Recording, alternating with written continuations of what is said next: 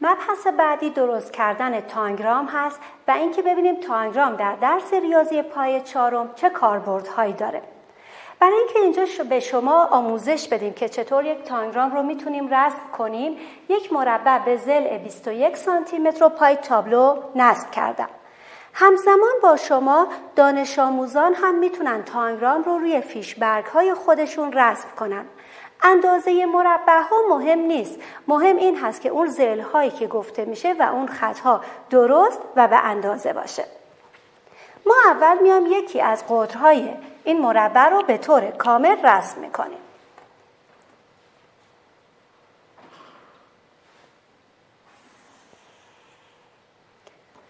دو ضلع بالا و سمت راست نقطه وسط هر کدوم رو مشخص میکنیم.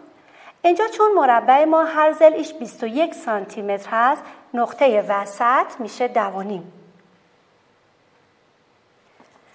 و بعد این دو نقطه وسط رو به همدیگه وصل میکنیم.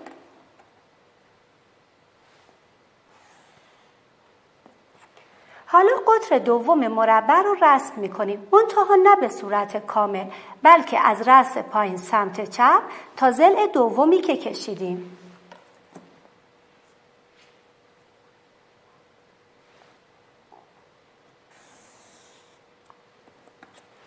حالا دو قطر در یک نقطه به همدیگه برخورد کردن.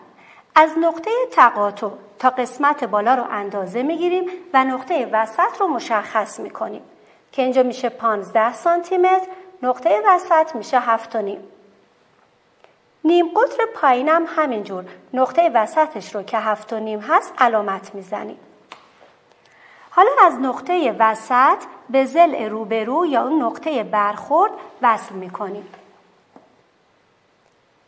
در اینجا یکی از مثلث‌های کوچیک و متوازی الاضلاع درست میشه. نقطه وسط نیم قطر پایینی رو هم به ضلع روبرو وصل میکنیم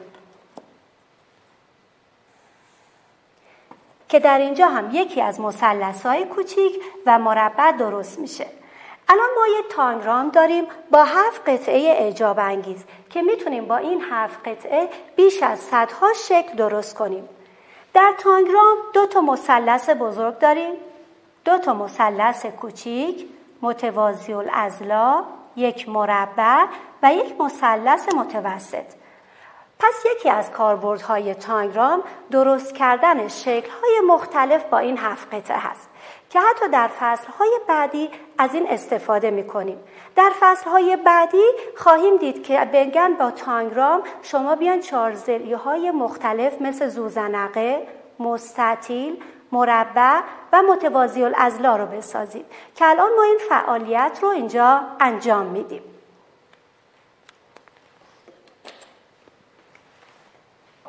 برای انجام دادن این فعالیت مربع اینجا باشه. از 2 مثلث کوچیک استفاده می‌کنیم، یکی کنار مربع و یکی دیگه‌اش به این صورت قرار می‌گیره. بعد متوازی الاضلاع رو برمی‌داریم و کنار مثلث کوچیک پایینی می‌ذاریم زیر مربع.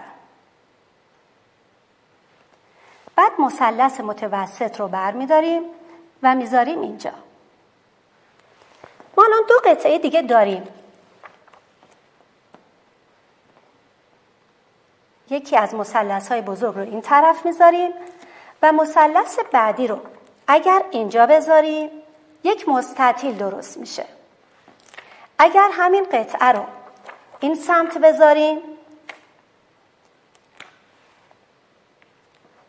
1 زوزنقه درست میشه و اگر همین قطعه رو برداریم و برعکس بذاریم 1 متوازی الاضلاع با اون ساختیم.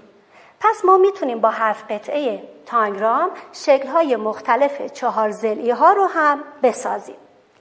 یکی دیگه از کاربردهای تانگرام نشون دادن کسرهای مختلف هست. برای اینکه بهتر متوجه بشیم من اینجا از 2 رنگ قرمز و مشکی و تانگرام آماده دارم استفاده میکنم. اگر این مثلث بزرگ هست این متوازی الاضلاع، من متوازی الاضلاع رو روی مثلث بزرگ میذارم تا دانش آموزان کسر متوازی الاضلاع رو نسبت به مثلث بزرگ بگن. دقیقاً میبینن که اگر متوازی الاضلاع رو روی مثلث قرمز بذارن 2/4 اون رو پوشونده، یا حتی ممکنه بگن 1/2. اگر مثلث کوچیک رو روی مثلث بزرگ بذارن میبینن 1/4 اون پوشیده شده. پس کسر مثلث کوچیک نسبت به مثلث بزرگ 1/4. اگر مربع رو روی مثلث بزرگ بذارن میبینن 1/2 یا 2/4 مثلث بزرگ رو پوشونده. و اگر مثلث کوچیک رو روی مثلث متوسط بذارن میبینن 1/2 مثلث متوسط رو پوشونده. پس اگر از دانش آموزی بپرسیم که مثلثی که به رنگ صورتی هست چه کسری از کل تانگرامه، ممکنه بگه 1/4، یا دانش آموز دیگری ممکنه بگه 4/16. یا اینکه مربع چه کسری از تانگرام هست، ممکنه یک دانش آموز بگه 2/16، یا حتی یک دانش آموز دیگه بگه 1/8 تانگرام رو این مربع که به رنگ آبی هست پوشونده. یکی دیگه از کاربردهای تانگرام نشون دادن مساحت هست که همین کسرها رو وقتی مساحت رو یاد گرفتن در قالب مساحت هم عنوان میکنن.